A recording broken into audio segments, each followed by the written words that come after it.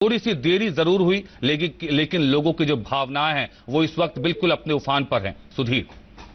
बिल्कुल नदीम, देखिए एक खास बात ये भी है जी, बिल्कुल गौरव का क्षण है जो हम सब देख रहे हैं कि इतिहास के हम लोग साक्षी हैं कि बिल्कुल विंग कमांडर अभिनंदन जो है वो भारतीय सरजमी की तरफ बढ़ रहे हैं। लेकिन इसके पीछे नदियों में साफ तौर पर ये ध्यान रखना होगा कि किस तरीके से जो भारत सरकार है उसने इसके लिए पूरी तरह से अंतर्राष्ट्रीय मंच पर एक पूरी तरह से बिसात रखी। भारत ने पूरे जो अंतर्राष्ट्रीय मंच है उसको अपने पक्ष में लिया, साफ तौर पर चीजें उनके सामने रखी। शुरुआत की से ही अगर हम बात करें नदीम, जिस तरीके से भारत ने जब पुलवामा हमले के बाद से पूरी चीजें पूरी दुनिया के सामने रखी और ये जो चेहरे पर भाव है सुधीर, ये जो तस्वीरों में दिख रहा है, जो चेहरे पर उनके भाव है, खुशी का, गर्व का, जो देश का मान उन्होंने बढ़ाया है, आज लोगों के सामने ये जरूर एक मिसाल होगी। असली हीरो हमारे यही हैं, यही हमारे असली हीरो हैं, देश के हीरो जिन्होंने देश का मान बढ़ाया है। बॉलीवुड सितारे नहीं बल्कि हमारे देश के सैनिक, हमारे देश के जांबाज। सुधीर। बिल्कुल बिल्कुल बिल्कुल नदीम, साफ तौर पर ये हमारे हीरो हैं जिनकी एक झलक पाने के लिए पूरा देश लालायित है। बिल्कुल आप सामने देख रहे हैं तो बिल्कुल अपने आप में एक गौरव का क्षण है। और मैंने जिस तरीके से कह रहा था कि जिस तरीके से शुरुआत से भारतीय सरकार ने जो चीजें सामने रखी वो अपने आप में वो भूतपूर्व है। इससे पहले कभी ऐसा नहीं हुआ जब अंतर्राष्ट्रीय मंच पर पूरी तरीके से हमें समर्थन मिला हो, हमारी चीजों को बिल्कुल एक तरह से एक्नॉलेज किया गया हो। ये अपने आप में बहुत अच्छी बात रही। भारत सरकार ने पूरी तरीके से जो अंतर्राष्ट्रीय मंच है उसको अपने साथ लेकर जो हमारी कार्रवाई है उसकी जानकारी दी और हमने साफ तौर पर पूरी दुनिया के सामने अपना पक्ष वो रखा कि हमारी जो कार्रवाई थी आतंकवाद के खिलाफ थी, किसी के खिलाफ नहीं थी। जी, बस औपचारिकताओं की देर है और थोड़ी ही देर में अभिनंदन वतन वापसी करेंगे। देश में बेसब्री से उनके अभिनंदन का इंतजार है। अभिनंदन ने जो किया है जरूर वो पीढ़ियां देख रही होंगी, जनरेशन हमारी देख रही होगी किस तरह से बहादुरी का मुजाहिरा किया उन्होंने। और अब वो अपने वतन में प्रवेश कर गए हैं। कितना भावुक क्षण है ये पूरे देश के लिए कि एक देश के वीर सपूत ने अपने देश में वतन वापसी की है, बहादुरी का सामना किया और एक तरह से जो भारत का मान बढ़ाया है, जिस तरह से जो जवाब दिया है उन्होंने, वो अपने आप में एक अनूठा है और ये पीढ़ियां देख रही हैं, हमारी आने वाली जनरेशन देख रही है। सुधीर। बिल्कुल नदीम, साफ तौर पर ये एक ऐतिहासिक है अपने आप में। जब वो भारतीय सरजमी पर पहुंचे हैं, पूरे देश उनको देख रहा है कि गर्व का पल है। किस तरीके से हमारा जो हीरो है साहस और शौर्य का परिचय देते हुए भारतीय सरजमी पर वापस आया है, तो बिल्कुल गौरव की बात है। और जिस तरीके से नदीम इससे पहले भी आपको बता रहा था कि जो पूरा घटनाक्रम रहा उसमें जिस तरीके से उन्होंने साहस और वीरता का परिचय दिया वो अपने आप में बिल्कुल देखदायक था। वो न केवल अभी के लिए बल्कि वो पीढ़ियों तक जो हमारे यहाँ की पीढ़ी है तो वो उनको गर्व दिलाएगा। और बिल्कुल साफ तौर पर ये एक ऐतिहासिक पल है, ये बताया जाएगा कि किस तरीके से घटनाक्रम हुआ। उसके बावजूद भी जो हमारे सुरक्षा पर हमारे जो है हमारे विंग कमांडर अभिनंदन है वो किस तरीके से साहस और शौर्य का परिचय देते हुए सारी चीजें सामने रखी। और बिल्कुल ये एक अपने आप में ऐतिहासिक पल है नदीम। बिल्कुल अपने आप में ऐतिहासिक पल है। पाकिस्तान ने अपनी तरफ से हमारे वीर सपूत को भारत को सौंप दिया है और वो भारत की सरजमी पर उन्होंने प्रवेश कर लिया है, भारत में इंटर हो चुके हैं। और पाकिस्तानी चैनल भी लिख रहा है कि अभिनंदन को भारत के सुपुर्द कर दिया गया है। भारत में उनका बेसब्री से इंतजार ही हो रहा था। शाम से और दोपहर से लोग पलक पावड़े बिछाए अपने वीर सपूत को लेने के लिए वाघा बॉर्डर पहुंचे हैं। सुधीर, पूरे देश में ही उनकी वतन वापसी का इंतजार है, लेकिन कहा जाए अटारी और वाघा बॉर्डर पर जिस तरह से लोगों का जमावड़ा था, लगातार हम दोपहर से ही तस्वीरों में देख रहे थे, तो कह सकते हैं कि पूरा मिनी इंडिया वहां पहुंचा हुआ है। अलग अलग भागों से, अलग अलग राज्यों से लोग वहां पहुंचे हुए हैं उनको वेलकम करने के लिए, उनका अभिनंदन करने के लिए। बिल्कुल नदीम, देखिए बल्कि हम दोपहर से ना कह के बल्कि हम ये कहें कि सुबह से ही लोग यहाँ शुरुआत से ही इकट्ठे हुए। कई लोगों से हमने मुलाकात की जिनका साफ तौर पर ये कहना था कि हम जोश से लबरेज हैं, हम उत्साह से भरे हुए हैं, हम अपने देश का सम्मान बढ़ा है। हमारे विंग कमांडर अभिनंदन ने उन चीजों को लेकर आके यहाँ पहुंचे हैं। और यहाँ एक जिस तरीके से आपने कहा कि मिनी इंडिया, वो बिल्कुल साफ तौर पर बिल्कुल सही रूप में परिचायक होता है कि कई जगह के लोग, देश के कई हिस्सों से आए हुए लोग जिनकी भाषा अलग है, जिनकी पहचान अलग है, लेकिन वो एकता के सूत्र में बंधे हुए अपने जो हीरो है उनके लिए खास तौर पर उनको देखने के लिए यहाँ इकट्ठे होते हैं, हाथ में झंडे लिए हुए हैं, भारत माता की जय के नारे लगा रहे हैं, वंदे मातरम के नारे लगा रहे हैं, ढोल नगाड़े यहाँ बज रहे हैं। तो ये खास तौर पे अपने आप में इस तरीके से दर्शाता कि एक उत्सव का माहौल है। लोग यहाँ जो उनकी जो रिहाई हो रही है उसको सेलिब्रेट करने के लिए इकट्ठे हो, तो बिल्कुल एक मिनी इंडिया का परिचय है। और सुबह से ही ये जो गतिविधियां है वो शुरू हो गई थी। और एक नदीम खास Master Stobdan, is it also the right time for India to let Imran Khan escape from embarrassment, let Imran Khan go back and pander to his domestic audience without, of course, easing pressure whatsoever to crack down on terror? Is this the window that India needs to allow Pakistan to exercise without backing off from what is our core demand, from what is our core objective?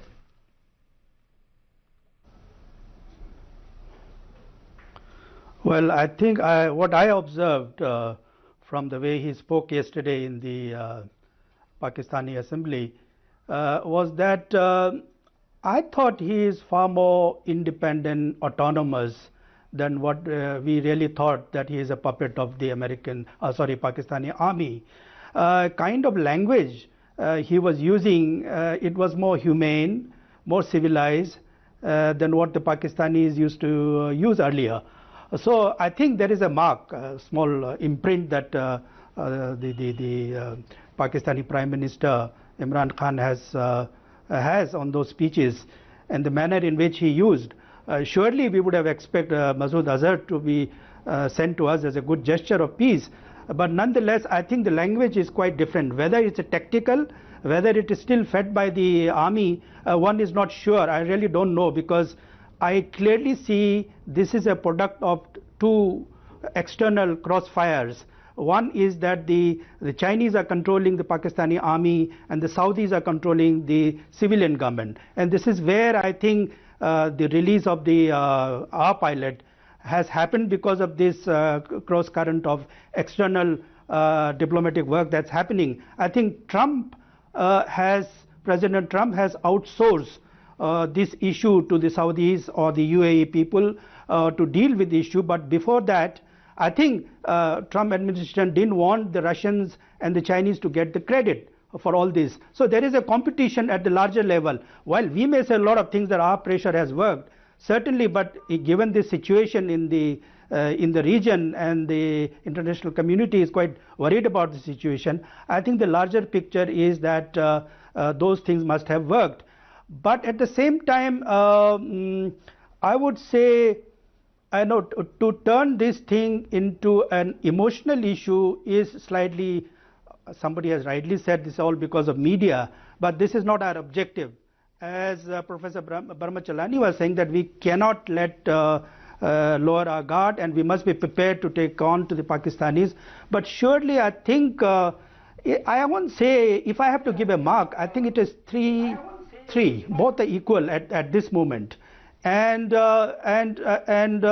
I would say it is not a victory for our diplomacy. It shows the limits of Pakistani diplomacy. It has exposed Pakistani diplomacy, rather than I would call it a victory for Indian diplomacy. Right. Ambassador Stobdan, that's a very interesting line that you say, that this isn't a victory or a heft of our democracy. This shows the limitations of Pakistan diplomacy, and I will take up that question a little later. But I'm going to go across to Professor Brahma Chalani and ask a more pertinent question that that came out of the discussion so far. And Professor Chalani, in some ways, a lot of people believe that given India's bargaining position right now, how must we assure that we extract whatever maximum we can out of this? I mean, India needs to focus on a different sort of a strike that could push Pakistan out of its terror past and military dependency. Do you see that happening? Could this be the start of that? It's difficult for India, because India has to deal with the government in Pakistan. But the government in Pakistan is essentially powerless. Strategic policy is handled by the military. The generals are all powerful. Imran Khan is the PR face of the Pakistan military establishment. He's the velvet glove of the Pakistan military's iron fist. So he, being the PR man, is skillfully using the captive Indian pilot to score major diplomatic points for Pakistan. They have used this announcement to release the Indian pilot for, I think, 30 hours now. The pilot has still not been handed over to the Indian side. And for 30 hours, they have managed to spotlight attention on this single individual. The whole country, India, is focused on Abhinandan. Now that's remarkable because just until yesterday, the Pakistani airspace was completely closed to commercial traffic because the Pakistani generals were fearful of Indian punitive airstrikes. And look, they have managed to entirely shift the focus onto one individual. Second point I wish to make is that the Pakistani campaign to inflict upon India death by 1,000 cuts is hardly linked with the Kashmir issue. If the Kashmir issue were to be magically resolved, does anybody believe that Pakistan would be at peace with itself or be at peace with its neighbors? There are fundamental issues that are responsible for the fact that Pakistan remains a major hub of international terror. One thing we should keep in mind, when Pulwama massacre happened, this was not the only terrorist carnage that happened in that period. There were 3 major terrorist attacks back to back within 48 hours involving Pakistan's 3 main neighbors, Iran, Afghanistan and India. Pulwama in India, then there were 27 elite Iranian troops who were killed, and Iran threatened to retaliate against Pakistan. And then there was a suicide bombing in Afghanistan claimed by the Taliban, in which all Afghan troops at a remote base were killed. And again, Afghanistan blamed Pakistan for that. So we have seen in middle of February 3 major terrorist carnages with 3 neighbors of Pakistan blaming Pakistan for those attacks. And it really tells you how Pakistan has become the mecca of terrorism. Maruf Raza, why do you believe the Islamic nations ignored Pakistan's protest and went ahead with the invite to Sushma Swaraj, went ahead with her guest of honor speech, where she did carry a very important message, and she almost, she without naming Pakistan said countries that breed and harbor terror on their soil must not do so, and other things like that. Why do you believe the Islamic nations threw their weight behind India and not Pakistan?